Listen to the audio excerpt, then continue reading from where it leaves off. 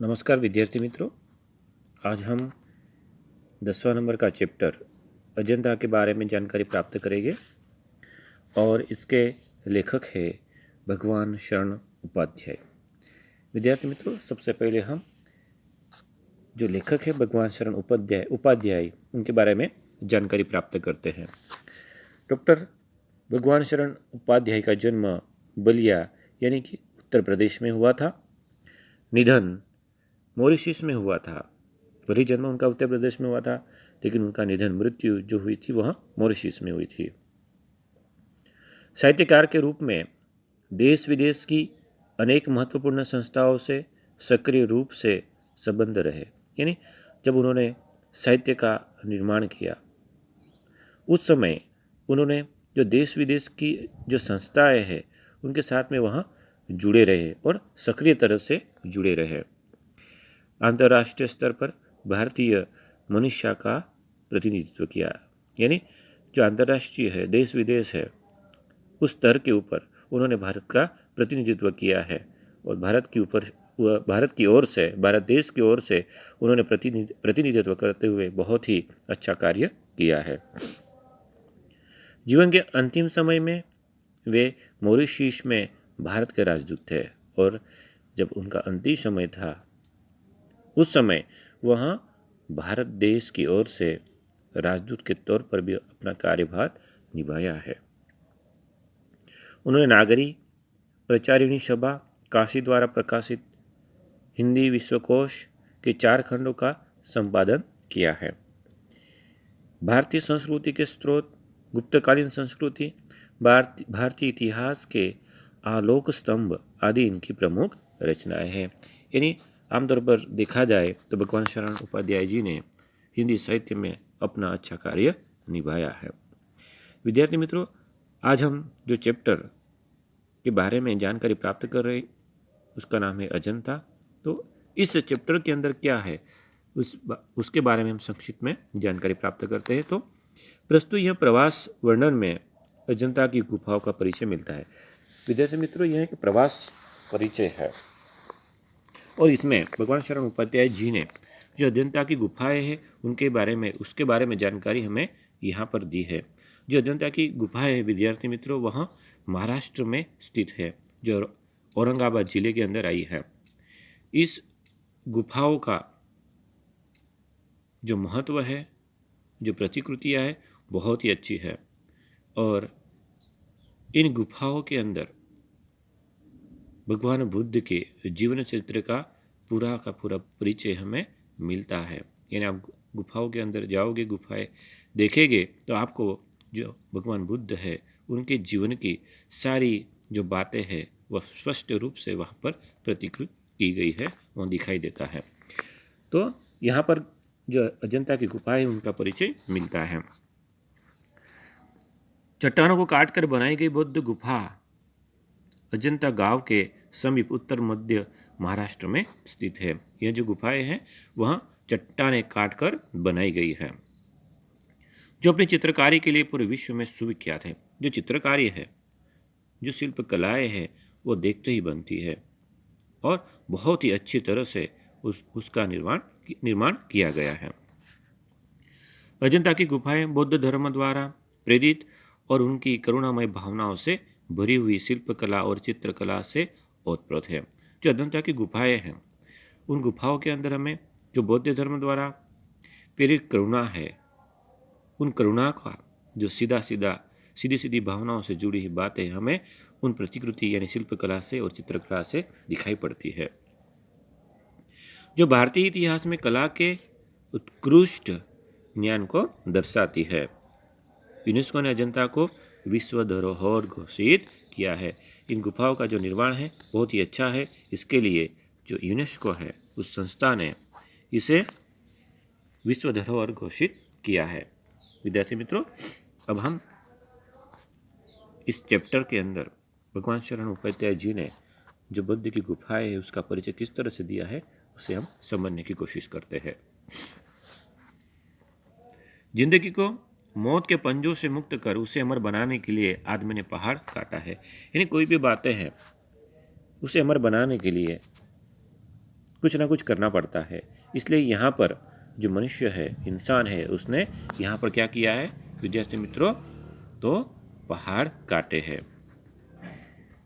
किस तरह इंसान की खूबियों की कहानी सदियों बाद आने वाली पीढ़ियों तक पहुंचाई जाए, इसके लिए आदमी ने कितने ही उपाय सोचे और किए हैं। यानी जो मनुष्य है, इंसान है, उसने इस बातों को आगे की पीढ़ी तक यानी पीढ़ियों तक पहुंचाई जाए, इसके लिए आदमी ने बहुत ही उपाय किए हैं और सोचा भी है। उसने चट्टानों पर अपने संदेश खोदे, तारों से ऊंचे, धातु से चिकने पत्थर के खंभे खड़े किए, तांबे और पित्तल के पत्थरों पर अक्षरों के मोती बिखरे और उनके जीवन मरण की कहानी सदियों के उतार पर सरकती चली आ रही है। यानी जो इंसान है, मनुष्य है, उसने आने वाली पीढ़ी के लिए कुछ ना कुछ संदेशा देना है। इसके लिए उन्होंने पहाड़ काटे, चट्टानों के ऊपर अपने संदेश लिखे, ताड़ जैसे ऊंचे जो चट्टान है उन धातुओं के ऊपर भी उन्होंने खंभे खड़े किए, चिकने पत्थर के जो खंभे वहाँ खड़े किए, तांबे पित्तल के पत्थरों जो है उसके ऊपर कुछ ना कुछ लिखा। यानी जो इंसान है, मनुष्य है, उसने संदेश के तौर पर आने वाली पीढ़ी के लिए कुछ ना कुछ यहाँ पर कार्य किया है, जो आज हमारी अमानत विरासत बन गई है। यानी जो भी हमें मिला है वह अमानत के तौर पर मिला है और जो हमारी विरासत बन गई। अमानत यानी कि निश्चित समय के लिए कोई चीज़ हमारे पास रखता है, उसे अमानत कहा गया है। तो यहाँ पर भी जो अजंता की गुफाएं हमारे लिए एक विरासत है। विरासत यानी अपने पूर्वजों से मिली हुई कोई चीज़। तो यह अजंता है, जो गुफाएं है वह हमें हमारे पूर्वजों ने एक अमानत के तौर पर हमारे पास में रखा है, जिसे हमने बहुत ही अच्छी तरह से संभालना है। इन्हीं उपायों में एक उपाय पहाड़ काटना भी रहा है। सारे प्राचीन सभ्य देशों में पहाड़ काट कर मंदिर बनाए गए हैं और उनकी दीवारों पर एक से एक अभिराम चित्र लिखे गए हैं। यानी कुछ ना कुछ संदेशा अमानत के तौर पर यहाँ पर हमें छोड़कर जाना है, इसमें एक पहाड़ काटना भी है। तो सारे जो प्राचीन देश है, उन सारे प्राचीन देशों में जो पहाड़ है उसे काट कर मंदिर बनाए गए हैं और दीवारों के ऊपर कुछ ना कुछ हमें लिख कर संदेशा दिया है, चित्र बनाए गए हैं। आज से कोई 2,2500 साल पहले से ही हमारे देश में पहाड़ काटकर मंदिर बनाने की परिपाटी चली पड़ी है। यानी यहाँ पर इन्होंने बताया है कि जो पहाड़ काटना है वह आजकल की बात नहीं है। यह तो बताया कि 2,2500 साल से यह पहाड़ काटकर जो मंदिर बनाने की बात है वो पहले से चली आ रही है।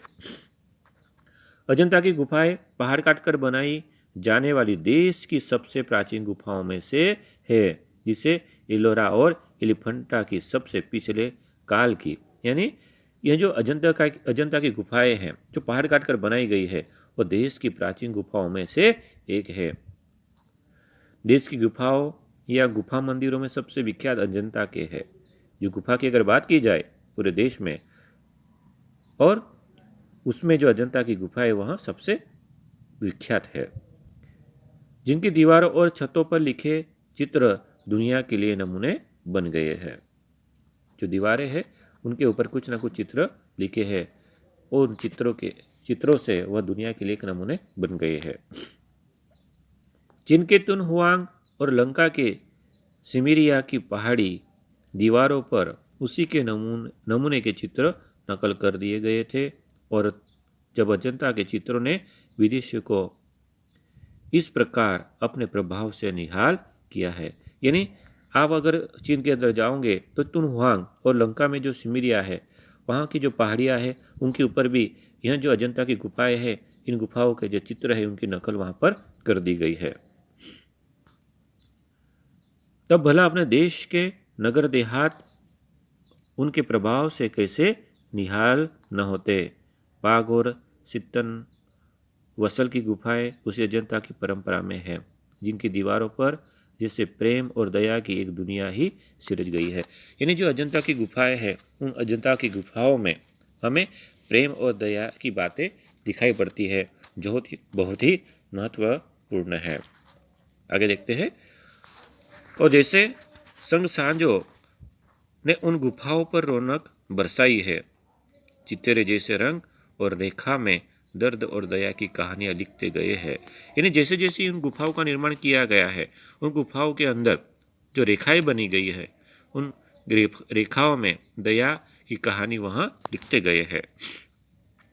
कलावंत ने छेनी से मूर्तें उभारते करते गए हैं। वैसे ही अजंता पर कुदरत का नूर बरस पड़ा है, प्रकृति वहां थिरक उठी है। यानी जैसे जैसे जो कलावंत थे, जिन्होंने यहाँ कलाकृतियां बनाई है, उन कलाक्रंत काल है, जो कलावंत है, उन्होंने अपनी छेनी से जो मूर्तियां है वह तो उबारी है, लेकिन यहाँ पर जो कुदरत है वह भी बहुत ही मेहरबान है।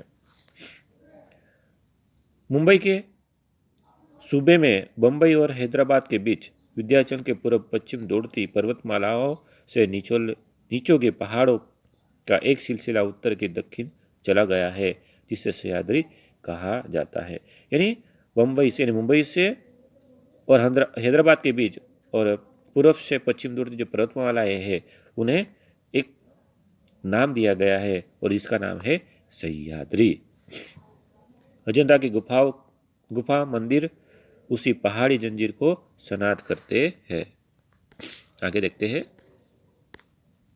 अजंता गांव से थोड़ी ही दूर पर पहाड़ों के पैरों में सांप सी लौटती बहादुर नदी कमान सी मुड़ गई है। यानी अजंता की जो पहाड़ियां है, उनके पैरों के नीचे, यानी नीचे की साइड पर, नीचे की जगह पर सांप सी लौटती हुई जो नदी है उसका नाम है बहादुर नदी, वह कमान सी मुड़ गई है। यानी जो पहाड़ियां है उसके पैरों तले वहां मुड़ गई है।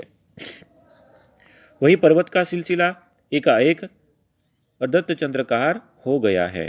कोई 250 फुट ऊंचा हरे वनों के बीच मंच की तरह उठते पहाड़ों का यह सिलसिला हमारे पुरखों को भा गया और उन्होंने उसे खोद कर भवनों महलों से भर दिया।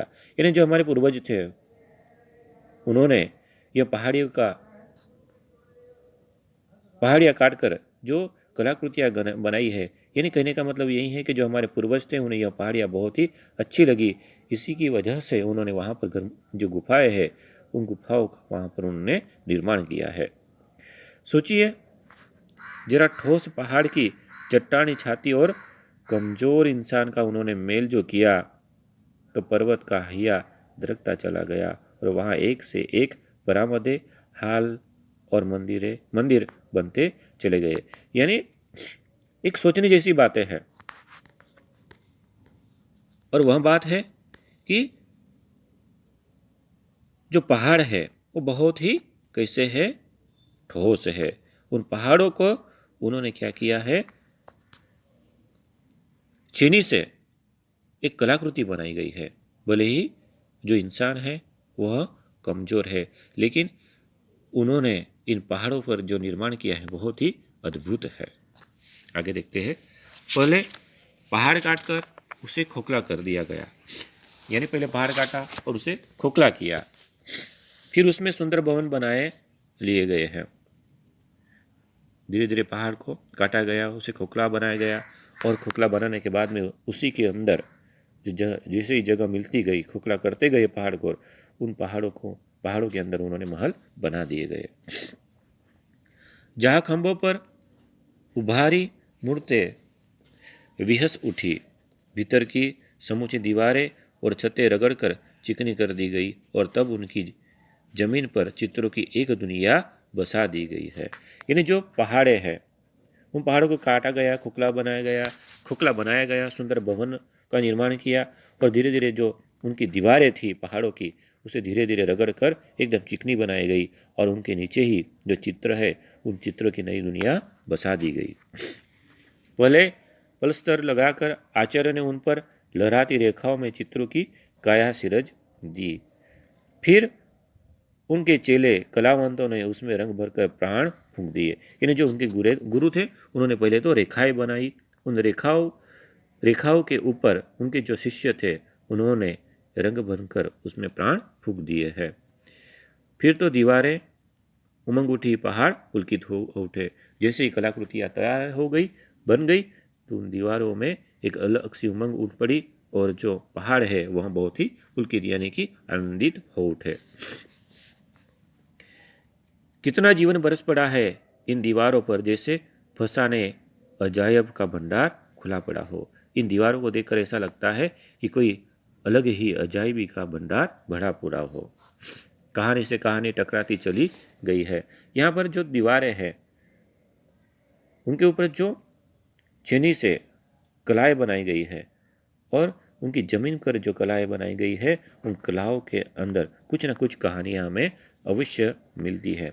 उन कहानी में बताया गया है कि बंदरों की कहानी, हाथियों की कहानी, हिरणों की कहानी, क्रूरता और भय की, दया और त्याग की। यानी यहाँ पर जो कलाएं बनाई गई है, प्रतिकृतियां बनाई गई है, शिल्प कलाएं बनाई गई है, उसमें कुछ न कुछ कहानियां हमें अवश्य देखने मिलती है।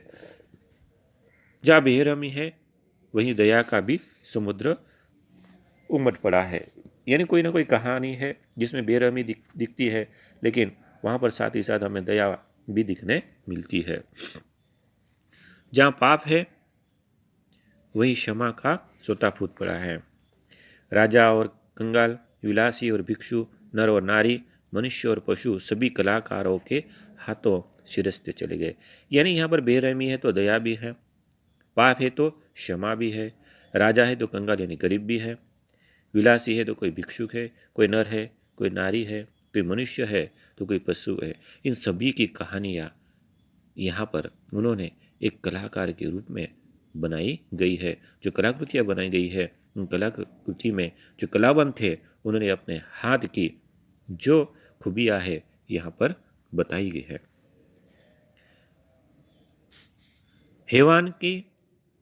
हैवानी को इंसान की इंसानियत से कैसे जीता जा सकता है, कोई अजंता में जाकर देखे। यानी हैवान जैसा, राक्षस जैसा इंसान, उनकी उन इंसानियत के कैसा जीता जा सकता है, वो अजंता में देखने मिलता है।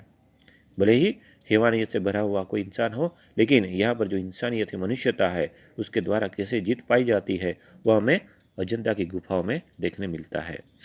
बुद्ध का जीवन हजार धाराओं में होकर बहता है। जन्म से लेकर निर्वाण तक उनके जीवन की प्रधान घटनाएं कुछ ऐसे लिख दी गई है कि आंखें अटक जाती है, हटने का नाम ही नहीं लेती। यानी कहने का मतलब अजंता की जो गुफाएं हैं, उन गुफाओं के अंदर जो भगवान बुद्ध थे उनके जन्म से लेकर निर्वाण यानी मृत्यु तक की जो जीवन की घटना है बहुत ही अच्छी तरह से लिख दी गई है। और जैसे ही हमें उसके ऊपर दृष्टि डालते हैं वहां से हमारी नजर हटने का नाम ही नहीं लेती। ये हाथ में कमल लिए बुद्ध खड़े हैं, जैसे छवि छलकती पड़ती है, उभरे नयनों की ज्योत पसरती जा रही है। यानी वहाँ पर जो कलाकृति बनाई गई है उसमें जो भगवान बुद्ध है उनके हाथों में कमल है, और कमल का ये फूल पकड़े हुए जो कलाकृति बनाई गई है, शिल्प कला बनाई गई है, वहाँ पर हमारी नज़र ठहर जाती है। और यह यशोधरा है, वैसी कमल नाल धारण किए त्रिभंग में खड़ी है। जो यशोधरा है वह भी वहाँ पर खड़ी है। जो यशोधरा है वह भगवान बुद्ध की पत्नी थी, वह भी उनके साथ में त्रिभंग यानी तीनों ओर से टूटी हुई मुड़ी हुई वहाँ पर खड़ी है। और यह दृश्य महाविनिष्क्रमण का यशोधरा और राहुल के निद्रा में खोए गौतम दृढ़ निश्चय कर धड़कते हिया को संभालते हैं। यानी महाविनिष्क्रमण में जो बातें कही है यशोधरा और राहुल की निद्रा, राहुल यानी यह भगवान बुद्ध का बेटा है, वो निद्रा में खोए है, और जो गौतम बुद्ध है दृढ़ निश्चय पर धड़कते हुए जो संभालते हैं, उन बातों को यहाँ पर बताया है। और यह नंद है अपनी पत्नी सुंदर का भेजा द्वार पर आए बिना भिक्षा के लौटे भाई बुद्ध को लौटाने जो आया था और जिसे भिक्षु बन जाना पड़ा था। यानी यहाँ पर जो भगवान बुद्ध है वह अपनी पत्नी के पास में आते हैं, लेकिन उनके पति के स्वरूप में नहीं, एक भिक्षु के स्वरूप में वहाँ पर आते हैं। बार बार वह भागने को होता है, बार बार पकड़कर संग में लौटा लिया जाता है। उधर फिर वह यशोधरा है बालक राहुल के साथ, जो यशोधरा है वो बैठी हुए है, यानी यशोधरा की गोद में जो राहुल उनका बेटा है वहाँ है, वो कलाकृति भी वहाँ पर बनाई गई है। बुद्ध आए हैं पर बजाय पति की तरह आने के भिखारी की तरह आए हैं और भिक्षा पात्र दिल्ली में चढ़ा देते हैं। यशोधरा क्या दे, जब उनका स्वामी भिखारी बनकर आया है, क्या न दे, क्या न दे, क्या न डाले। यानी यहाँ पर जो बुद्ध है वह यशोधरा के पास में आए हैं, लेकिन एक पति की तरह नहीं, लेकिन एक भिक्षु की तरह, भिखारी की तरह आए हैं। तो वह उन्हें क्या दे, एक भीख में क्या चीज दे, वह सोच रही है। पर है ही क्या अब उसके पास, उसकी मुकुटमणि सिद्धार्थ के खो जाने के बाद, सोना चांदी मणि मानिक हीरा मोती तो उस त्यागी जगत्रात्रा के लिए मिट्टी के मोल नहीं है। यानी अब जब उसका पति ही एक भिक्षुक बन चुका है तो उसके पास में अब क्या है, ना सोना चांदी, ना मणि मानिक हीरा मोती, सब उसके लिए त्यागी ही है। पर है कुछ उसके पास, उसका बच्चा एकमात्र लाल, उसका राहुल। अब भिक्षा में उसके पास ना धन दौलत है, ना सोना चांदी है, ना हीरे, ना मोती है, लेकिन उसके पास में एक ही चीज है और वह है उनका बेटा राहुल।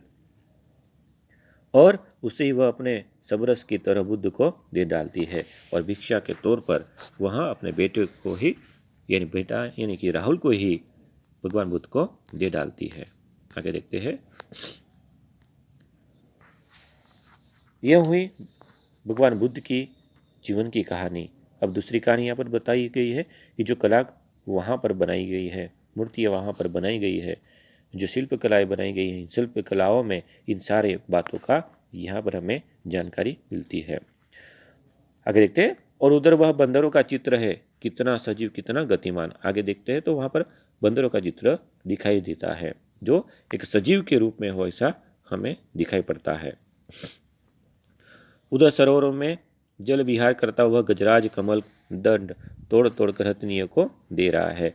और वहाँ पर बंदर के चित्र है, साथ ही साथ जो सरोवर है वहाँ पर गजराज यानी हाथी है, जो कमल को तोड़ तोड़ कर हथनीय को दे रहा है।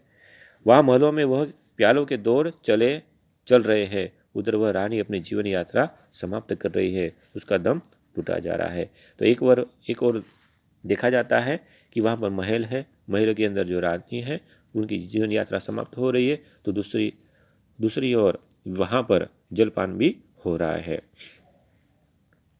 खाने खिलाने, बसने बसाने, नाचने गाने, कहने सुनने, वन नगर ऊंच नीच, धनी गरीब के जितने नज़ारे हो सकते हैं सब आदमी अजंता की गुफाओं की इन दीवारों पर देख सकते हैं। यानी जो अजंता की गुफाएं हैं, उन अजंता की गुफाओं के अंदर खाने, बसने, खिलाने, नाचने गाने, कहने सुनने, ऊंच नीच, गरीब अमीर, सभी की बातें वहाँ पर जो नज़ारे हैं हमें दिखाई पड़ता है, और वह दिखाई पड़ता है केवल अजंता की गुफाओं में। आगे देखते हैं। बुद्ध के इस जन्म की घटनाएं तो इन चित्रित कथाओं में ही, उनके पिछले जन्मों की कथाओं का भी इसमें चित्रण हुआ है। यानी उनकी जन्म की घटनाएं तो है, लेकिन जो उनका पिछला जीवन था उसका चित्रण भी यहाँ पर कलाकृतियों द्वारा दिया गया है। पिछले जन्म की ये कथाएं जातक कहलाती है।